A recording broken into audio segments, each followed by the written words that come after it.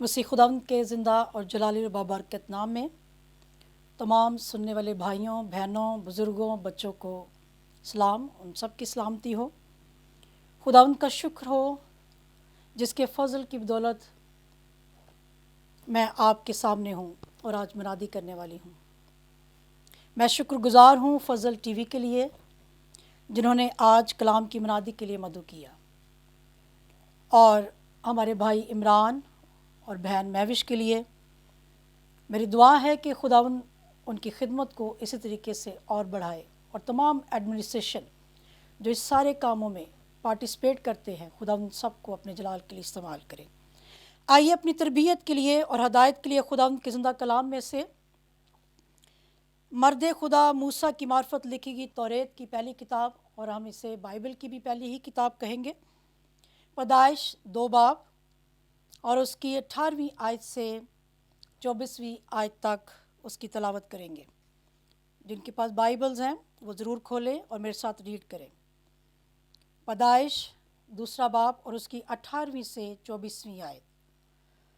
और खुदावंद खुदा ने कहा कि आदम का अकेला रहना अच्छा नहीं, मैं उसके लिए एक मददगार उसकी मानद बनाऊंगा। और खुदावंद खुदा ने कुल दस्ती जानवर और हवा के कुल परिंदे मट्टी से बनाए और उनको आदम के पास लाया कि देखे कि वो उनके क्या नाम रखता है। और आदम ने जिस जानवर को जो कहा वही उसका नाम ठहरा। और आदम ने कुल चुपायों और हवा के परिंदों और कुल दस्ती जानवरों के नाम रखे, पर आदम के लिए कोई मददगार उसकी मानद ना मिला। और खुदा ने आदम पर गहरी नींद भेजी और वो सो गया, और उसने उसकी पसलियों में से एक को निकाल लिया और उसकी जगह गोश्त भर दिया। और खुदावंद खुदा उस पसली से जो उसने आदम में से निकाली थी एक औरत बनाकर उसे आदम के पास लाया। और आदम ने कहा कि ये तो अब मेरी हड्डियों में से हड्डी और मेरे गोश्त में से गोश्त है, इसलिए वो नारी कहलाएगी क्योंकि वो नर से निकाली गई। इस वास्ते मर्द अपने माँ बाप को छोड़ेगा और अपनी बीवी से मिला रहेगा, और वो एक तन होंगे। और आदम और उसकी बीवी दोनों नंगे थे और वो शर्माते ना थे। खुदावंद के पाक कलाम के पढ़े और सुन जाने पर खुदावंद की खास बरकत हो। आमीन। बाइबल मुकद्दस के इस मतन से जो आज हम सीखने वाले हैं वो है शादी खुदा का इलाही इंतज़ाम है। इस पूरे मतन को जो अभी आपके सामने पढ़ा गया है, जो हम सीखने वाले वो हैं शादी खुदा का इलाही इंतज़ाम है। शादी के लिए मुख्तलिफ़ लोगों के मुख्तलिफ़ नज़रियात हो सकते हैं, और आज जितने लोग इस कलाम को सुनने वाले हैं, मेरा ईमान है बेशक हम जो जितने शादीशुदा हैं और जो शादी का प्लान रखते हैं, उन सब के लिए खुदावंद का ये ज़िंदा कलाम बाइस बरकत ठहरने वाला है। और यकीनन आज हम शादी की जो एक इलाही अहमियत होती है उसको जान पाएंगे। अगर हम दुनियावी नज़रियात शादी के बारे में देखें तो वो मुख्तलिफ हो सकते हैं। बहुत सारे लोग शादी इसलिए करते हैं कि उन्हें एक मुलाजमत, कोई ऐसा शख्स मिल जाता है जो घर के काम करने वाला हो। बहुत सारे लोग शादी इसलिए करते हैं कि उन्हें एक ऐसा शख्स मिल जाता है जिसको वो जलील कर सकते हैं, या जिस किस्म की भी ज़िल्लत उसके साथ करना चाहें वो कर सकते हैं। या बहुत सारे लोग इसलिए भी शादी करते हैं कि वो एक जो औरत है उसे अपनी पाँव की जूती समझते हैं।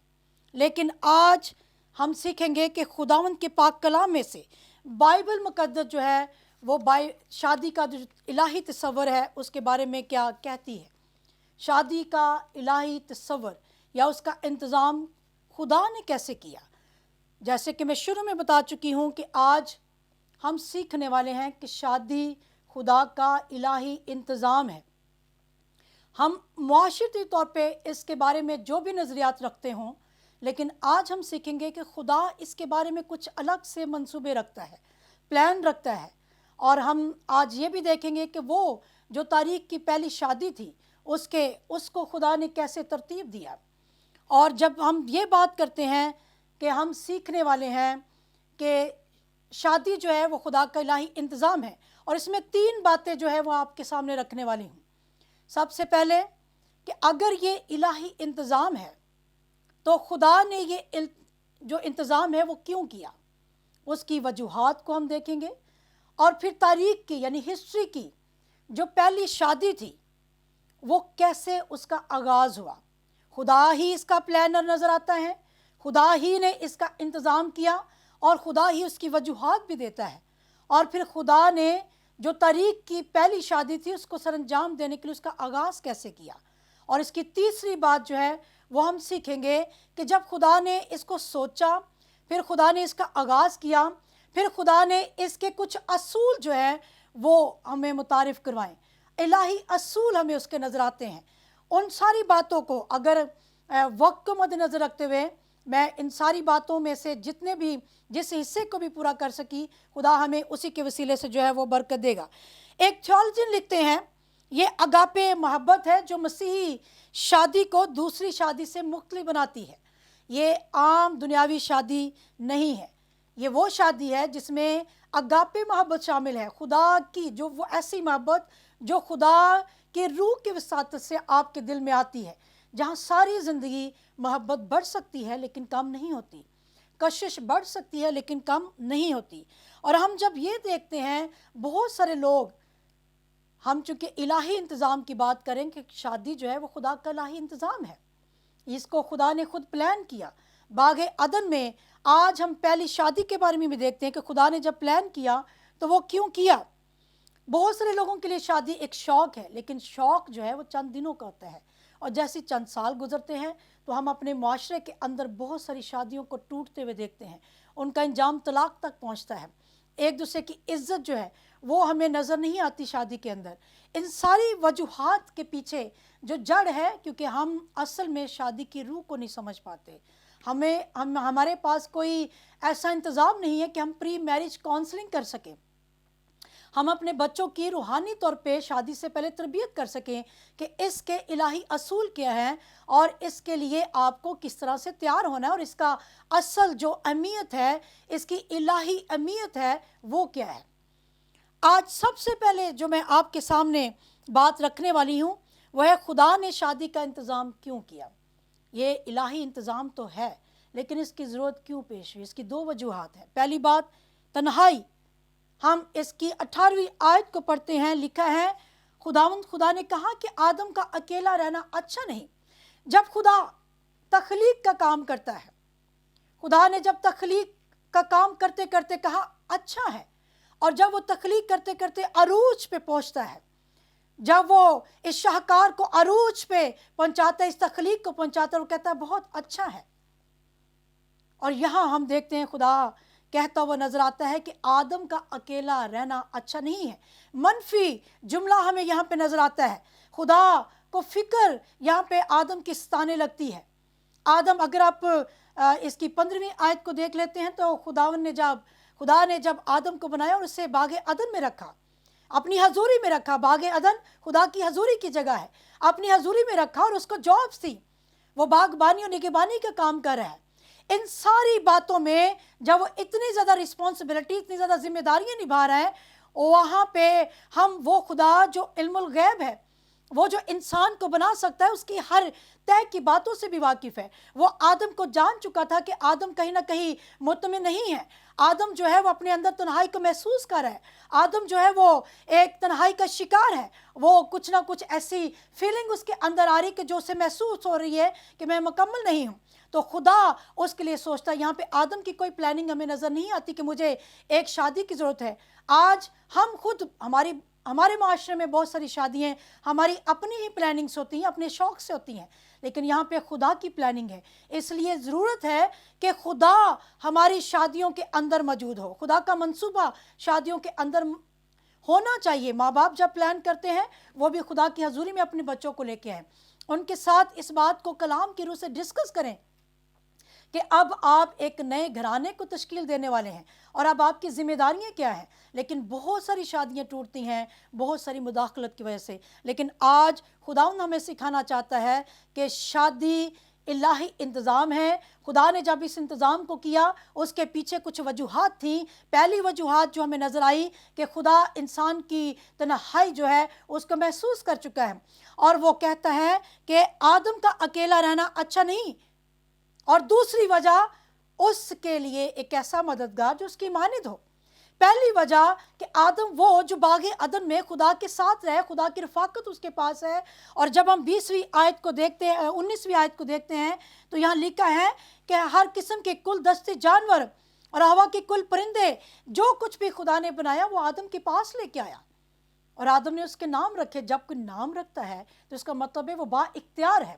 آدم یہاں پہ با اختیار بھی نظر آتا ہے، خدا کے ساتھ تعلق بھی رکھتا ہے، خدا کی پریزنس بھی ہے، لیکن بہت سارے جانور بھی اس کے ارد گرد ہیں، بہت ساری جابز بھی ہیں، لیکن ان سب تعلقات میں وہ ایک ایسے تعلق کی کمی کو محسوس کر رہا ہے جو کہ اس جیسی ہوتی، وہ تعلق جس میں وہ احساسات کو جو وہ فیل کرتا ہے وہ بھی محسوس کرتا، جس کے ساتھ وہ بات چیت کر سکتا، جو اس کے ساتھ بات چیت کر سکتا۔ وہ اتنی ساری مخلوقات اس کے سامنے ہے، لیکن ایسی مخلوق نہ تھی جو اس کو سمجھ پاتی، جو اس کے احساسات کو سمجھ سکتی۔ تو خدا نے اس بات کو محسوس کر لیا، اور خدا نے کہا کہ آدم کا اکیلا رہنا اچھا نہیں۔ اور اب کیا ہے، جب خدا نے یہ کہا کہ آدم کا اکیلا رہنا اچھا رہی تو اس کے لیے ایک مددگار جو ہے وہ ہونا چاہیے۔ دوسری وجوہات، مددگار لیکن کیسا؟ اس کی مانند۔ اب مددگار کیسا ہے؟ اگر آپ NIV نیو انٹرنیشنل ورژن اور کنگ جیم ورژن دونوں کی ٹرانسلیشن کو نکال کے دیکھ لیں تو وہاں پہ مددگار کے لیے جو لفظ استعمال ہوا ہے وہ ہے ہیلپر اور ہیلپ میٹ۔ اور جب ہم اس ہیلپر اور ہیلپ میٹ کے لیے جو ٹرم استعمال ہوتی ہے، عبرانی کا ایک لفظ ہے وہ ہے ایزر، اور جب ہم ایزر کو کے مطلب کو سمجھنے نکلتے ہیں تو وہ ملتا ہے the woman was not created to serve the man، کہ ایک ایسی عورت جو کہ آدمی کی جاب کرنے کے لیے، اس کی ملازمت کرنے کے لیے تیار نہیں ہوئی، تخلیق نہیں کی گئی، but to serve with the man، کہ وہ اس کے ساتھ سرو کرنے کے لیے، خدمت کے لیے جو ہے وہ تیار ہوئی۔ اب وہ حالت تھی جہاں پہ آدم جو ہے وہ تنہائی کا شکار ہے، اور اب خدا جو ہے اس کے لیے سوچ رہا ہے، اور خدا نے یہ کیوں سوچا؟ وہ مددگار جو ہے وہ کیسا ہے؟ وہ بالکل برابری کا ہے، برابری کا درجہ رکھتا ہے، جو اس جیسی سوچ رکھتا ہے۔ وہ ایک ایسا مددگار ہے جو اس کے روبرو جب بیٹھا ہو تو وہ اس کو بتا سکتا ہے کہ یہاں پہ یہ بات جو ہے وہ بہتر ہو سکتی ہے۔ وہ ایک ایسا مددگار ہے جو ویسی شکل و صورت رکھتا ہے، ویسے احساسات رکھتا ہے، حکمت رکھتا ہے، دانائی رکھتا ہے۔ تو اس لیے ہمیں یہ جاننے کی ضرورت ہے۔ اب ہمارا حال کیا ہے؟ بہت سارے لوگ شادی کرتے ہیں، ان کے پاس ایک جب سرٹیفکیٹ آتا ہے تو ہم پوری زندگی جو ہے اپنے اس ساتھی کو جو خدا نے آپ کو مہیا کیا ہے تو ہم اسے کوستے رہتے ہیں، اسے برا بھلا کہتے ہیں، اور بے پناہ باتوں میں اسے نیچا دکھانے کی کوشش کرتے ہیں، لیکن خدا نے ایسا نہیں بنایا۔ خدا نے دونوں کو کیا کیا ہے؟ برابر۔ جب خدا نے اس بات کو پلان کیا تو خدا نے آدمی کے لیے ایک رفاقت کو قائم کیا، خدا نے آدمی کے لیے ایک رفاقت کو بنایا تاکہ وہ ایک دوسرے کے ساتھ رفاقت رکھ سکے، ایک دوسرے کے ساتھ بات کر سکے، زندگی کے دکھ سکھ کو شیئر کر سکے، اور پہلو پہ پہلو ایک دوسرے کے ساتھ جو ہے وہ چل سکے۔ اور یہ مددگار کیسا ہے؟ اس کی مانند ہے، جیسا وہ ہے، ایسی شکل و صورت کا جیسا وہ شکل و صورت کو رکھتا ہے، ایسی عقل و دانے جیسی وہ رکھتا ہے۔ تو اس لیے ہم کہہ سکتے ہیں کہ ایسا مددگار جو کہ ملازم نہیں ہے، جو کہ جیسے ہم بہت سارے ملازم جو ہے ان کو ہائر کر لیتے ہیں اور ہم ان کو پیسے دیتے ہیں، تو یہ جو مددگار ہے یہ ویسا نہیں ہے جو کہ ایک ملازم ہے یا کوئی آپ کے لیے، آپ کی نوکری کے لیے پیدا کیا گیا ہے، بلکہ آپ کے ساتھ خدا کے انتظام، خدا کی حکومت اور خدا کے اختیار کی نمائندگی کے لیے اس کو آپ کے لیے بنایا گیا ہے۔ ہاللویا۔ اس لیے آج ضرورت ہے کہ ہم تھوڑی دیر کے لیے اپنے اپنے ساتھیوں کے لیے خدا ان کا شکر کریں جو آپ کے مددگار ہیں اور جو آپ کے اصلاح کار بھی ہیں۔ تو اس لیے خدا ان کے نام کو جلال ملے۔ جہاں ہم دیکھتے ہیں کہ شادی خدا کا انتظام، اور پھر وہ انتظام کیوں تھا، اور پھر ہم دیکھتے ہیں کہ جب خدا نے سوچ لیا ہے، اس کا انتظام کیا ہے، وہ انتظام ہو گیا، اور اس انتظام کی وجوہات دی کہ وہ اکیلا رہنا، آدم کا اکیلا رہنا اچھا نہیں ہے، اس کے لیے ایک مددگار ہونا چاہیے جو اس کی مانند ہو۔ اور پھر दूसरी बात जो हम देखेंगे कि जब वो मददगार की प्लानिंग हो गई है जो उस जैसा हो, तो तारीख की पहली शादी का आगाज़ हुआ कैसे? खुदा ने सोचा, खुदा ने वजूहात दी, अब खुदा उसका आगाज़ कैसे करने वाला है? पहली बात, इसकी 21वीं आयत को दोबारा से पढ़ेंगे। और खुदा ने आदम पर गहरी नींद भेजी और वो सो गया, और उसने उसकी पसलियों में से एक को निकाल लिया और उसकी जगह गोश्त भर दिया। और खुदा उस पसली से जो उसने आदम में से निकाली थी एक औरत बनाकर उसे आदम के पास लाया। अब तीन चीज़ें यहाँ पे होती है। आदम पर गहरी नींद भेजी, फिर औरत को बनाया, उसकी तख्लीक हुई, और फिर उसे आदम के पास ले आया। आदम को खुदा ने गहरी नींद में सुला दिया। हम यहाँ पे देखते हैं खुदा फिर एक काम में लग जाता है औरत की तख्लीक करने में, क्योंकि जब शादी है तो शादी का जहाँ इंतज़ाम किया, उसकी वजूहात बताई, तो फिर उसके लिए एक औरत की ज़रूरत थी। उस औरत को बनाने के लिए, उसकी तख्लीक करने के लिए खुदा ने आदम के ऊपर गहरी नींद भेजी। और जब गहरी नींद आई तो खुदा यहाँ पे एक बहुत बड़े फनकार के तौर पे, एक माहिर कारीगर के तौर पे हमें नज़र आता है, और वो उसकी पसली में से एक पसली को निकालता है। माहिर सर्जन के तौर पे नज़र आ रहा है, और बड़े आराम से वो उसमें मगन है, और वहाँ पे गोश्त को भर देता है। और फिर हम देखते हैं कि औरत ना तो पाँव से, ना टांग से, ना जिस्म के किसी और हिस्से की हड्डी से यहाँ पे निकाली हुई नज़र आती है, बल्कि आदमी के दिल के पास से, आपके बाजुओं के नीचे से, यानी मोहब्बत, मौत, यानी औरत की जो यहाँ पे तख्लीक है, वो एक नया बाब जो है वो आदमी के लिए खोलती हुई नज़र आती है। एक नया साथी मिलता है जो उसे मुकम्मल करता है, जिसका जिस्म, जिसका जहन और जिसकी रूह जो है वो उसके साथ अब जो है वो उसी तरह की है। और हम देखते हैं कि आज भी, और फिर अगली आयत में लिखा है अगली लाइन में कि जब खुदा उसे तख्लीक कर लेता, औरत को बनाकर उसे आदम के पास लाया। यहाँ पे शादी की पहली रस्म जो है वो अदा होती हुई नज़र आती है। आज भी जब हम बेटियों की, बहनों की शादियाँ करते हैं तो हम देखते हैं कि जो बेटी का बाप है वो अपनी बेटी को जो है वो खुद निकाह की जब रस्म होती है तो वो दूल्हे के पास लेके आता है। और यहाँ खुदा बाप, जो खुद बाप है, वो औरत को आदम के पास, मर्द के पास, आदम के पास लेके आता है, और यहाँ शादी की पहली रस्म जो है वो अदा होती हुई नजर आती है। जब खुदा औरत को आदम के पास लाया और खुदा ने उसे आदम के हवाले किया कि वो उसकी बीवी हो। अब थोड़ी देर के लिए सोचें कि जो वो बाप जिसने अपनी बेटी आपके सुपुर्द की और आपकी बीवी बनी, क्या वो आपकी बेहतरीन साथी है? क्या वो आपको मुकम्मल करती है जैसे आदम ने महसूस किया कि मुझे आज एक ऐसी बीवी मिल गई जिसने मुझे मुकम्मल कर दिया है? बहुत बड़े थियोलॉजियन हैं जिन्होंने लिखा कि एक मसीही घराना वो है जिसे खुदा बनाता है और अपने मंसूबे के मुताबिक बनाता है। क्या हमारे घराने ऐसे हैं जिसे खुदा ने प्लान किया, जिसके अंदर खुदा का मंसूबा है, खुदा का मिशन जो है, खुदा की बादशाह को फैलाने के लिए? क्या आप और आपकी बीवी और आपके घराने जो हैं वो खुदा की हजूरी में हैं? जिस तरह आदम जो था वो खुदा की प्रेजेंस में था, वो पहले बाग अदन यानी खुदा की हजूरी में, और बाद में उसको औरत मिलती है, बीवी मिलती है। क्या हम जो शौहर हैं, क्या हम खुदा की हजूरी में हैं? और जो खुदा ने आपको साथी दिए हुए हैं, क्या वो आपके वसीले से खुदा की हजूरी में, और खुदा की बड़ी हुकूमत का काम जो है, उसके मिशन का काम है, क्या हमारे घरानों के वजह से है? क्या आप खुदा की प्रेजेंस में हैं? आदम पहले खुदा की हजूरी में था, बाद में उसको बीवी मिली, और आज हमारे साथ कुछ उल्ट होता है। हम देखते हैं कि बहनें, बीवियां जो है वो खुदा की हजूरी में हैं, और वो खींच खींच के जो है वो शोहरों को खुदा के पास लेके आती हैं। लेकिन अगर आप ऐसे हैं, आप खुदा की प्रेजेंस में हैं, तो खुदा का शुक्र अदा करना शुरू करें, खुदा उनके नाम को जलाल मिले। और हम अगली आयत में देखते हैं कि जैसे ही आदम के पास हवा को लेके आया गया तो वो फूला नहीं समाता। उसके मुंह से जो अल्फाज निकलते वो बड़े शायराना किस्म के हैं। वो कहता है ये तो मेरी हड्डियों में से हड्डी और मेरे गोश्त में से गोश्त है। उसने ये नहीं कहा ठीक है ये तो मेरे माँ बाप की मर्जी, जैसी भी है कोई बात नहीं, मेरी मजबूरी है। ये इसका तो रंग काला है, इसका तो नाक मोटा है, इसका तो कद मुझसे छोटा है, और ये तो मेरे साथ चलती हुई अच्छी नहीं लगेगी। उसने ऐसा नहीं कहा।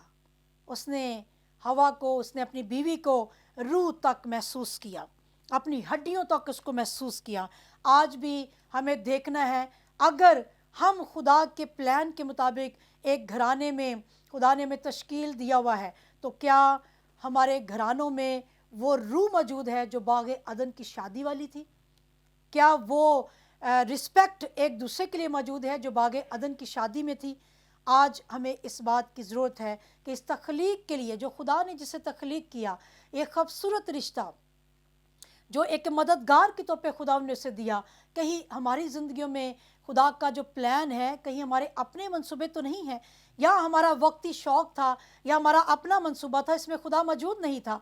तो आज इस बात का इरादा करें कि अपनी शादी के अंदर जहाँ कहीं आपको मुश्किल महसूस हो रही है, उसमें खुदावंद को शामिल करें और एक बार फिर से इसे खुदा के पास लाएं कि खुदा, मैं चाहता हूँ कि ये तेरे प्लान जिसे तूने आज से सदियों, सबसे तारीख की पहली शादी को जब हम देखते हैं, जब खुदा ने इसे आगाज़ किया और आदम जो है वो फूला नहीं समाता है, वो खुश हो उठता है अपनी बीवी को देखते कि हम भी अपने साथी को देख के इस तरह से खुश होते हैं। और आज हम जब सुबह उठते हैं, सुबह उठ के अपने खुदावंद के सामने अपने साथी के लिए शुक्र करते हैं या उससे कोई जली कटी सुनाते हैं, तो हमें इस बात के ऊपर गौर करना है ताकि हमारे घरानों में बरकत आ सके। खुदा के प्लान हमारे घरानों के वसीले से, इन शादीशुदा जोड़ों के वसीले से जो है वो पूरे हो सकें। तीसरी बात, खुदा ने शादी का इंतज़ाम किया, खुदा ने इसको तश्कील दिया, खुदा ने इसकी वजूहात बयान की कि इसलिए शादी का होना ज़रूरी है, और खुदा ने इसका आगाज़ भी कर दिया। और जब ये आगाज़ हो गया तो खुदा ने इसके लिए कुछ असूल मरतब किए। शादी के तीसरी बात, शादी का इलाही असूल वो क्या है जिसके बगैर जो है, उन पहलुओं के बगैर जो है ये शादी नामुकम्मल नज़र आती है।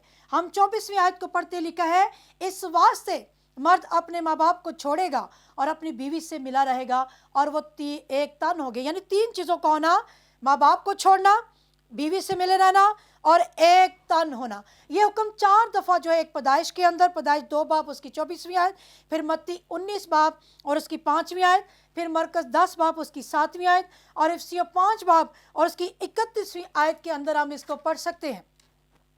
मर्द माँ बाप को छोड़ेगा, इसका मतलब ये नहीं है कि वो माँ बाप को बिल्कुल छोड़ देगा, उनकी फ़िक्र नहीं करेगा। बाइबल मुक़द्दस जो है और अंजीली बयानत में हम देखते हैं कि माँ बाप की इज़्ज़त करना हमें सिखाया गया है, लेकिन यहाँ पे जब एक नया ख़ानदान तश्कील होने जा रहा है तो उस ख़ानदान को, दोनों को बैठ के, एक मर्द को अपनी बीवी के साथ बैठ के एक नए ख़ानदान को तश्कील देना है। यहाँ हम ये नहीं कहते कि वो उनसे लापरवाह हो जाएगा, उनकी फ़िक्र करना, उनका इंतज़ाम करना, ये जो है वो मर्द के ऊपर लागू है, अपने माँ बाप की खबरगिरी करे, लेकिन अपने ख़ानदान को तश्कील देने के लिए उन्हें अलग होकर इस रिश्ते में इस कदर इसके जो प्लानिंग है उसमें एक कट जोड़ होनी चाहिए कि अब हम एक नए ख़ानदान को तश्कील देने जा रहे हैं। और मिला रहना यानी वफ़ादार रहना, ज़िंदगी के आखिरी सांस तक उसे वफ़ादार रहना है। इस तरह जिस तरह 2 ईंटें जो हैं उसको आप सीमेंट के साथ जोड़ देते हैं, इस तरीके से मियाँ और बीवी को एक दूसरे के साथ जो है वो जुड़े रहना चाहिए, एक दूसरे जिसके अंदर से कोई तीसरा शख्स जो है वो गुजर ही ना पाए। तो जब ये तीनों चीज़ें, यानी दोनों एक दूसरे के अपने माँ बाप को जब छोड़ते हैं और बैठकर एक नए ख़ानदान को तश्कील देते हैं, छोड़ना हमेशा के लिए नहीं, उनकी फ़िक्र करना, उनकी इज़्ज़त करना सब लाजम है। इस तरह से एक ख्यालात और एहसासात जो हैं उनमें एक होते हैं, मिले रहना, एक होना और एक जिस्म होना। वफ़ादारी जो है, मिले रहना, वफ़ादारी का मतलब है कि अपनी बीवी के साथ मिला रहेगा, और ये वो वफ़ादारी है क्योंकि शौहर जो है वो ख़ानदान का सर है, इसलिए उसे वफ़ादार रहना है, उसे उसके साथ मिले रहना है और वो एक तन होंगे। यीशु ने भी इसके ऊपर कहा कि वो 2 नहीं बल्कि वो क्या है, एक जिस्म है। शौहर और बीवी का एक जिस्म होना खुदा की एक मर्ज़ी है। आदम ने औरत के साथ इन तीनों पहलुओं पर यगानगत की और इस रिश्ते में अपने आप को मुकम्मल पाया और अपने मिलाप को महसूस किया। आज भी ज़रूरत है कि हम इस बात को महसूस करें। आज आधी ज़िंदगी मर्द इन तानों के साथ गुजारता है कि ये मेरी पसंद नहीं है, इसमें कशिश नहीं है, ये मॉडर्न नहीं है, ये मेरी मर्ज़ी के मुताबिक नहीं है, मैंने तो शादी इसलिए कर ली कि मेरे माँ बाप चाहते थे। लेकिन शादी की इब्तिदा जो है वो इन बुनियादों पे नहीं हुई थी। शादी की इब्तिदा यही थी कि दोनों एक दूसरे के मददगार हों, दोनों एक दूसरे के लिए सलाहकार हों और दोनों मिलकर ख़ानदान को तश्कील दे सके हों और बराबर बनाया। और जो औरत है, जो बीवी आपकी है, वो काबिल कदर शख्सियत है और वो शौहर को मददगार के तौर पे मुहैया की गई है। इसलिए आज ज़रूरत है कि जो ख़ानदान का जो सर है, वो ख़ानदान का सर जो शौहर है, वो इस बात को सोचे कि क्या वो सर मसीह की मानिद है। मसीह की मानिद होने का मतलब है मसीह जो है वो कलीसिया के लिए रोया रखता है, फिक्र रखता है, और उसके लिए दुख सहता है। क्या ये सब कुछ आप एक शौहर होते हुए अपने घराने और बीवी के लिए कर रहे हैं? क्या आप आदम की तरह खुदा की हजूरी में हैं, जहां आप अपने ख़ानदान को भी लेके जा रहे हैं, या कि आप खुदा से भी दूर हैं और आपके घरानों का जो पूरा जो ढांचा है वो बिगड़ा हुआ है? आज ज़रूरत है कि हम इस बात को जानें। क्या आपकी बीवी खुदा की हजूरी में है, जो आपको खींच कर खुदा के पास लेके जा रही है, या आप ज़रूरत है कि आप ख़ानदान का सर है, आप अपने ख़ानदान को लेके चल रहे हैं, आप उनके लिए रोल मॉडल हैं, आपकी शख्सियत उनके लिए रोल मॉडल है। तो ज़रूरत इस बात की है कि हमें अपने आप को सबसे पहले मसीह की मानद बनाना है। एक ऐसा सर बने जो मसीह की मानद है, जो अपने घराने के लिए बाइस बरकत है, जो अपनी बीवी के लिए बाइस बरकत है, जो अपने बच्चों के लिए बाइस बरकत है, जो अपनी कलीसिया के लिए बाइस बरकत है, और जो अपने घरानों, ख़ानदानों, इलाके सब के लिए जो है वो बाइस बरकत है। और खुदा की बादशाहत में आपकी ज़िंदगी जो है वो बाइस बरकत है, और खुदा आपको कसरत से आपको और आपके घराने को इस्तेमाल कर सकता है। उसके बड़े इंतज़ाम को आज समझने की कोशिश करें कि इस बड़े प्लान का जो खुदा जिस घराने को, जिस शादी को प्लान करता है वो कैसी है। क्या मेरी शादी ऐसी है? क्या उसमें वो प्लान शामिल है जो खुदा की मर्ज़ी का होना चाहिए? जो प्लान बागे अदन के अंदर था, जो शादी बागे अदन के अंदर थी, क्या वो मेरे घराने के अंदर मैं ऐसी शादी जो उसे इंजॉय कर रहा हूँ? अगर नहीं तो खुदा आपको कॉल करा है कि आप इसके ऊपर सोचें और खुदा के कलाम के ऊपर ना सिर्फ गौर करें बल्कि उसके ऊपर अमल कीजिएगा। और ज़रूरत है ऐसे घरानों की कि जो खुदा के कलाम को, खुदा की बादशाहत को, खुदा की हुकूमत को फैलाने का वसीला बन सके। खुदावंद इस कलाम के वसीला से आप सबको बरकत दे। आमीन।